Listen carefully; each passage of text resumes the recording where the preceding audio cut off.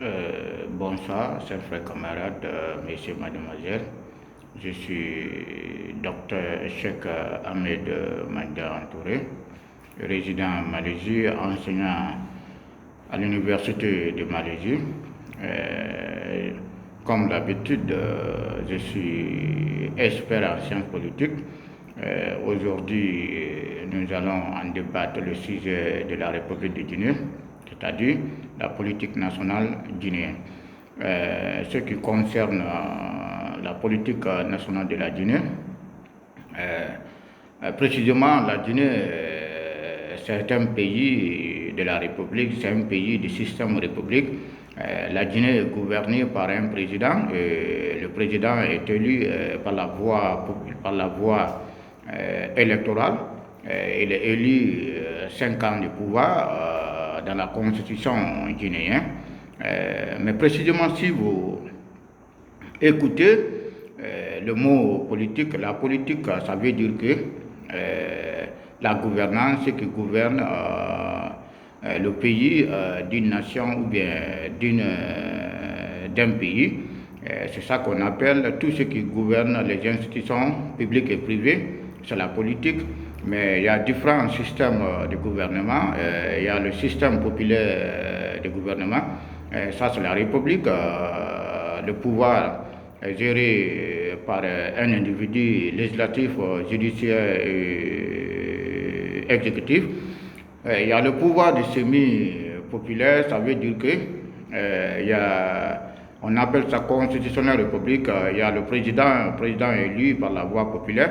Et le Premier ministre aussi élu par la voie populaire.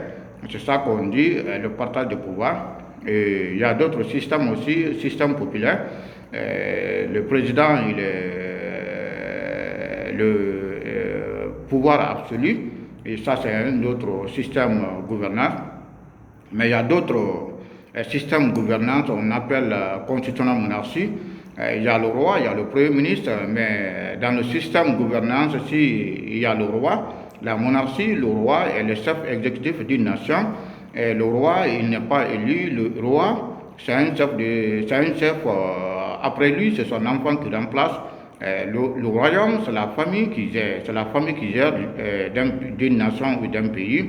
Mais la constitutionnelle monarchie, ça veut dire que le roi, il est le chef d'État, c'est lui qui s'occupe de toutes les structures du pays. Mais le Premier ministre est nommé, le Premier ministre est élu par la voie populaire.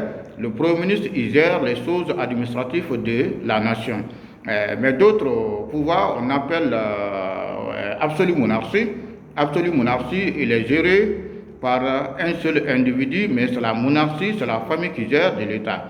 Et lui, il a les 3 pouvoirs, pouvoir judiciaire, législatif et exécutif. C'est le chef suprême de la nation. Il contrôle tous les systèmes de pouvoir. Donc, dans le monde entier, il y a beaucoup de systèmes politiques de la nation. Il y a beaucoup, mais les systèmes sont différents. Les systèmes politiques d'une nation, la majorité est différente. Raison pour laquelle nous sommes là pour vous situer les situations politiques. Mais ce qui concerne la stabilité nationale, parmi toutes les structures gouvernementales, c'est le pays royaume la plus stable au monde et sur la voie économique.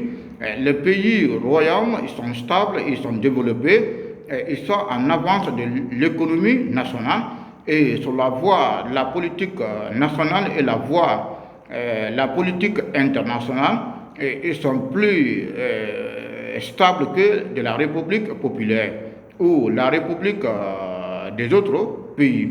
Parce que c'est la stabilité, c'est la continuité. Par rapport à ça, le système royaume est plus stable et plus bon que le système de la République. Donc, je vous remercie. Je suis Dr Cheikh Ahmed Mandian Touré, expert en sciences politiques et l'étude de sécurité à l'Université de Malaisie, enseignant. Je vous remercie. Mais si vous prenez le contexte politique de la Guinée, c'est un pays gouverné par la voie du système présidentiel, mais la stabilité et le fonctionnement du régime Et parce que la Guinée, les leaders politiques de la Guinée, l'exécutif doit se focaliser la réforme constitutionnelle et la réforme de l'économie nationale et la réforme de la sécurité nationale. C'est ça la solution de la stabilité en République de Guinée. Je vous remercie, je vous remercie.